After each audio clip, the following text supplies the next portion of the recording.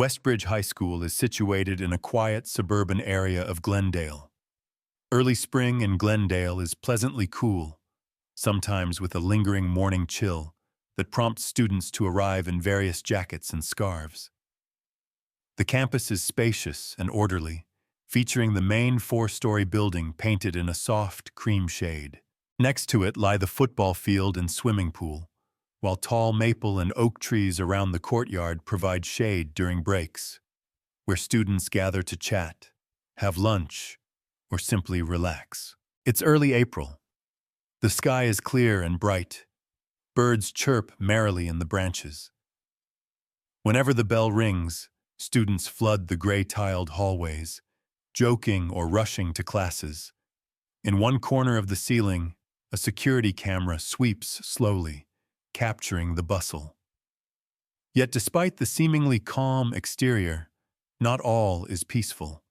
Competition, social cliques based on wealth, and even silent racial tensions become evident in daily conversations. In this atmosphere, a confrontation is about to erupt, shattering Westbridge's serene facade. Aisha Morgan, 16 years old and a sophomore at Westbridge, has curly, bouncy hair, a smooth brown complexion, and deep, quiet black eyes. She's of average height, with a toned physique that often goes unnoticed because she tends to keep to herself, avoiding attention. Her family moved to Glendale from a larger, more diverse city, but fitting in here, where students of color are few, is far from easy. Aisha doesn't have many friends.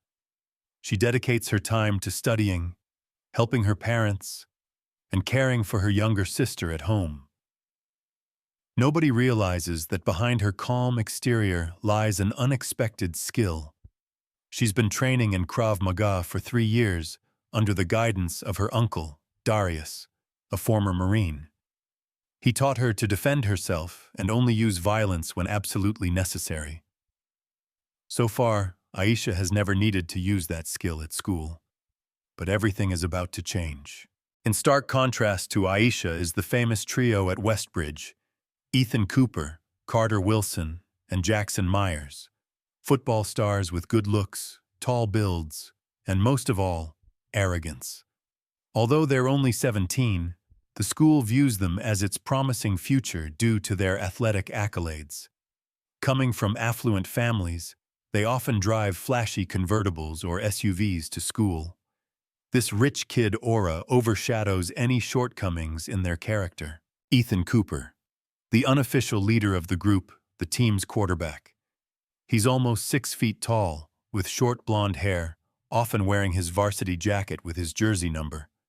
Spoiled by his parents, Ethan loves showing off, treating his peers more like servants than friends. Carter Wilson, blue eyes and a half-smile full of scorn. Carter is quick-witted, often using sharp words to mock others for laughs. So far, he's never faced any serious repercussions for his mean-spirited pranks. Jackson Myers, not as sharp as Ethan or Carter in planning, but quite muscular and always ready to do the dirty work. Whether it's throwing food, blocking someone's path, or splashing water on them for amusement. To them, Aisha is an outsider, a black girl from a middle-class background with no prestige or fancy cars, sometimes walking home on foot. They make fun of her simple clothes, her skin color, and her background. The trio has been picking on her since the beginning of the year, starting with whispered slurs, escalating into blatant acts. For Aisha, these are draining days, but she recalls Uncle Darius's words: "Don't let anger control you, only fight back if you must." So Aisha endures. But everyone has a breaking point. Monday morning, Aisha wakes early as usual. She helps her mother prepare breakfast and packs a lunchbox for her younger sister, who goes to a nearby elementary school. Aisha's father works for a delivery company, so his schedule fluctuates. The family lives in a 2-bedroom apartment in an older complex, cozy yet tidy. Aisha puts on her attire: dark jeans, a simple white t-shirt, and a light cardigan. She ties her hair neatly, grabs a backpack that's worn at the edges, and heads to the bus stop.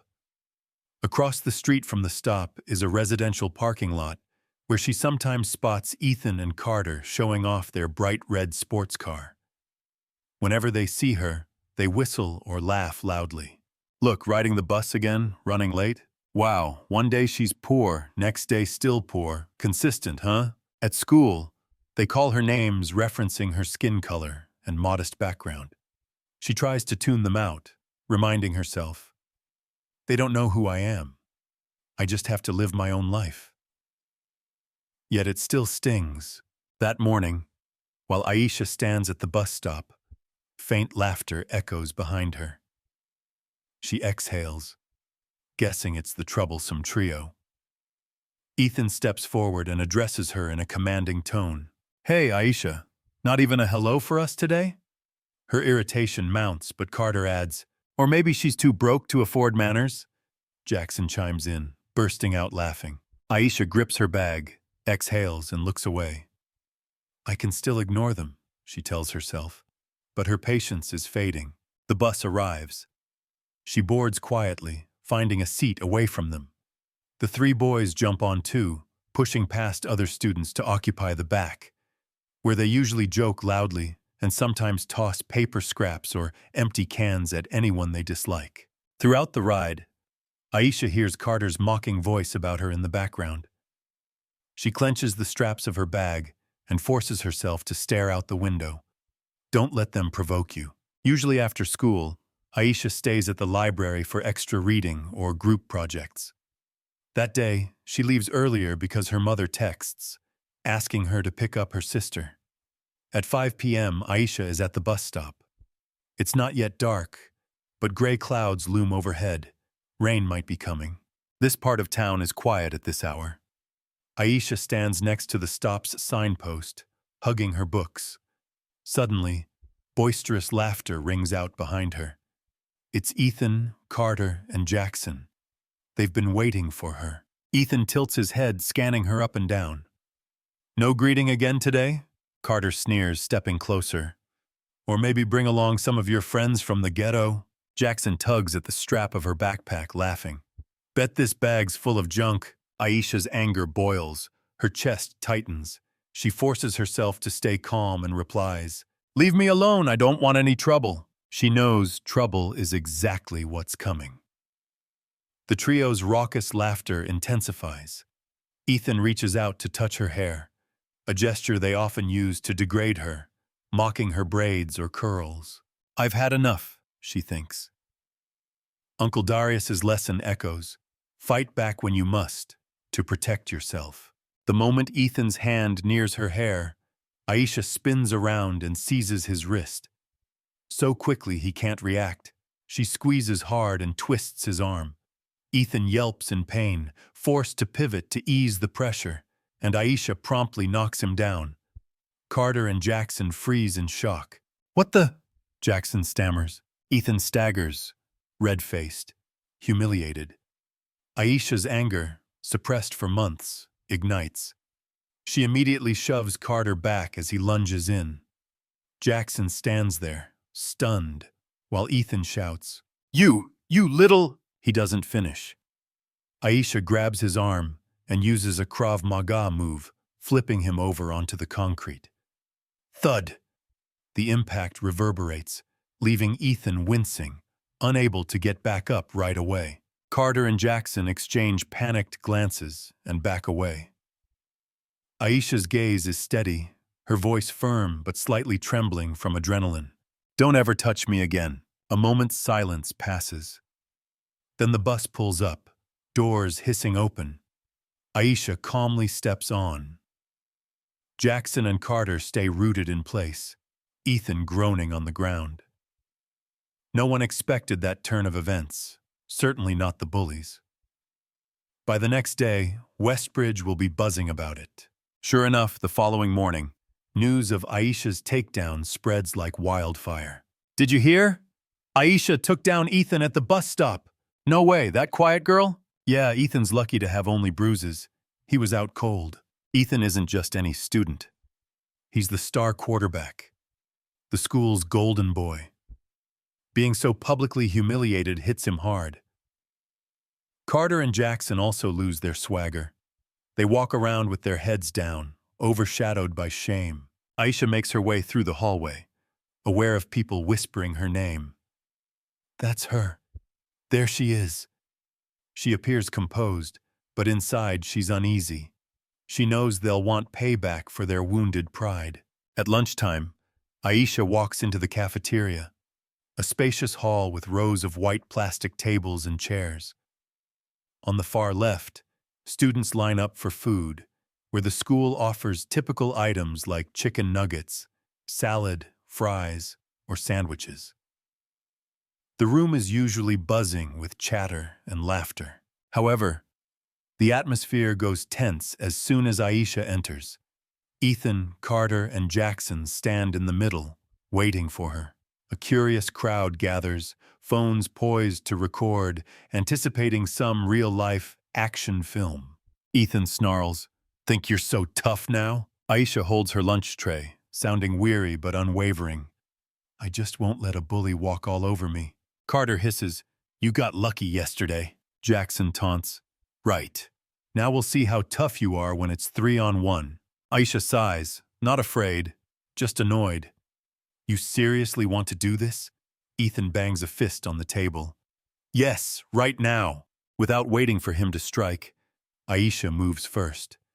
In a flash, she closes the distance, pivots, and lands a kick to Ethan's chest, sending him sprawling onto a table, trays toppling and food flying. The cafeteria erupts in gasps and shouts. Carter rushes forward, swinging wildly. Aisha ducks, seizes his wrist, wrenches it, and sweeps his legs. Carter crashes to the floor, groaning. Jackson, alarmed by how quickly Ethan and Carter went down, steps back and raises his hands. "Whoa, I'm out! Not getting involved!" The cafeteria explodes into chaos. Some students yell, others laugh, and many chant, "World Star," while filming. Ethan scrambles to his feet, face red with embarrassment and rage, ready to charge again. Suddenly, "Enough!" A booming voice cuts through the noise. Principal Holloway stands in the doorway, the school's security officer behind him. Silence descends. Ethan halts. Carter lies there, moaning. Jackson looks like he wants to disappear. Mr. Holloway glances over the chaotic scene. Spilled food, phones held aloft. His face stern. He points. "All of you, my office, now!" Mr. Holloway's office is located at the far end of the first-floor corridor, its frosted glass window overlooking the parking lot. Inside is a large, tidy wooden desk. The walls display achievement certificates and a plaque bearing the school's name. 4 students enter: Ethan, Carter, Jackson, and Aisha, escorted by 2 faculty monitors. The trio looks anxious and guilty. Aisha stands firm, though inwardly apprehensive. She never wanted this kind of trouble, but now it's unavoidable. The principal folds his arms and demands calmly, "Would someone explain what just happened?" Ethan glares at Aisha and growls, "She attacked us first! She beat us up!" Carter chimes in indignantly, "That's right. She took us down yesterday, and then again today." Aisha clenches her fists, reminding herself to stay composed. She takes a deep breath and meets Mr. Holloway's gaze. "Sir, I only defended myself. They've been bullying me for a long time, insulting me because of my race and my background. I didn't want to fight, but they forced my hand." Security staff member Marie nods. "I've received multiple reports about these 3 bullying other students as well. The video from today shows they confronted her first." Mr. Holloway's face darkens. He turns his stern look on Ethan and his friends. "We do not tolerate violence or racism at this school. While Aisha did fight back, there is clear evidence that you 3 initiated the conflict. Is that correct?" Confronted with the video, Ethan can't deny it. He lowers his head. Carter and Jackson stand silent, looking uneasy. Mr. Holloway sighs. "I'm extremely disappointed. Ethan Cooper, Carter Wilson, Jackson Myers, you're each suspended for 2 weeks. Following that, you'll attend sensitivity training and do community service. You must also issue a public apology to Aisha. Understood? Ethan grits his teeth. Carter opens his mouth but closes it again, and Jackson mutters something under his breath. Mr. Holloway turns to Aisha, his tone gentler. As for you, Aisha, you resorted to violence, which we don't condone. However, evidence supports that you were defending yourself after prolonged provocation. So, you're not suspended. But I urge you to reach out to teachers or staff next time. We don't want more fights. Aisha nods. Yes, sir, I understand. Mr. Holloway continues quietly. Aisha, I know our school has issues we need to address. I promise to do better so this doesn't happen again. Aisha exhales, relieved that the truth is finally recognized. Although she narrowly escaped heavy punishment, she remains unsettled about the ordeal. The suspension announcement immediately becomes the hottest news around Westbridge. Ethan, Carter, and Jackson got suspended for 2 weeks. They have to do community service and publicly apologize to Aisha. Many cheer, glad the Golden Football Trio finally faces consequences. Others are stunned. Who would have thought quiet Aisha could topple them so decisively? As for Aisha, she feels no triumph in her newfound fame. Walking through the halls, she notices people giving her respectful nods or curious stares. Some approach her timidly. Where'd you learn to fight like that? Or you're amazing. She simply smiles politely and moves on. I didn't do this for praise, she thinks. The next afternoon, after her last English class, Aisha prepares to leave when Mr. Duncan, the literature teacher, a middle-aged white man, calls her over. Aisha, can you stay for a moment?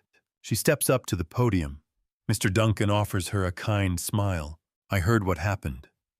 How you've been bullied, and how you stood up for yourself. I'm sorry you had to go through that. You deserve respect. Aisha is taken aback, but also touched. Thank you, sir. I just hope it doesn't happen again. Mr. Duncan searches his desk drawer and pulls out a slightly worn book. The Strength of a Woman. He hands it to her. This is one of my favorites, about a woman of color fighting for her rights. I think you'll find it meaningful. Read it, and if you want to discuss anything, I'm here. Moved, Aisha thanks him and leaves with a faint smile. That small gesture reassures her she's not alone. There are teachers who understand and care about her struggles. A couple of days into his suspension, Ethan stops by school briefly to pick up homework. As Aisha heads toward the bus stop at dismissal time, she sees Ethan sitting on a low wall, his head in his hands. No sign of the cocky star quarterback remains. He appears dejected, eyes bloodshot, as if he's been crying or fighting with his parents. Aisha hesitates. She still harbors anger toward him for causing her so much grief. But she recalls Mr. Duncan's book and Uncle Darius's words. After a fight, if there's a chance, try to talk. So she approaches slowly, keeping some distance. She doesn't speak, merely stands observing Ethan. He glances up, looking uneasy, his expression a mix of shame and regret. Finally, he mumbles, I lost. Now my family's furious, the coach is furious, I lost my position. Aisha remains quiet. Ethan's voice falters. You probably think I deserve it. Actually, he trails off, hangs his head. Aisha replies calmly, I don't need you to explain. I just hope you stop hurting people. She turns away as the bus comes to a stop nearby. Ethan remains hunched over, silhouetted against the dim streetlight, looking small and defeated. In that moment, Aisha feels her resentment melt away. I'm no longer mad, nor am I afraid. Let the past stay in the past. A week later, Ethan, Carter, and Jackson return, still under disciplinary conditions. One Monday morning during assembly, Mr. Holloway calls them forward. The entire schoolyard falls silent. Ethan steps up to the microphone, scanning the rows of students until he finds Aisha. On behalf of Carter and Jackson, Want to apologize to Aisha Morgan and to anyone else we've bullied. We acted terribly and we regret it. His voice quivers, yet it rings out. Aisha stands near the back, showing little reaction aside from a small nod. She needs no further validation. A sprinkling of applause arises from Aisha's supporters or those who admire such a rare apology. Mr. Holloway concludes with a stern reminder about respect and discipline. When the assembly ends, Aisha goes back to her routine. More students nod or wave at her approvingly. Some even confess that they, too, were bullied by the trio. Aisha realizes, by standing up for herself, she has inspired others to do the same. That evening at home, Aisha shares dinner with her family. Her mother gently asks, "Are you okay, dear? Anything you want to tell us?"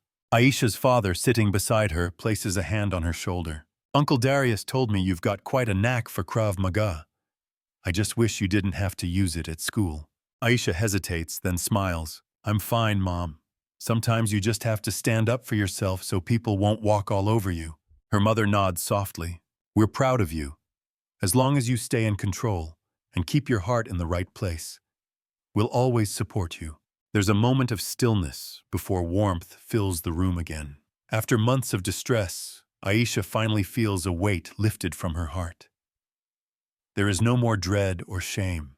Serving their suspension terms, the three bullies must clean the gym, wipe down the cafeteria, and reshelve library books. Each morning they also attend an anti-racism workshop.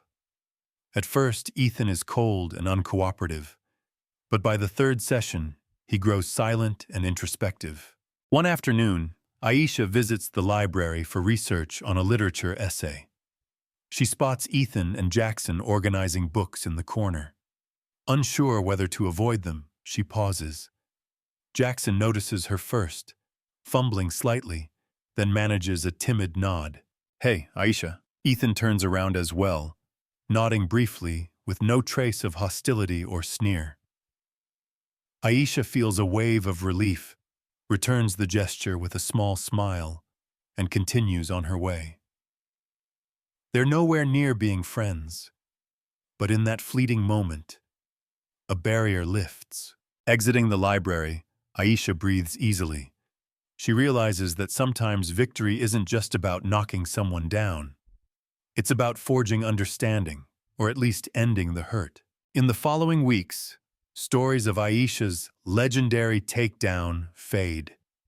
Some still recall it as a heroic moment, the quiet girl who floored three arrogant football stars.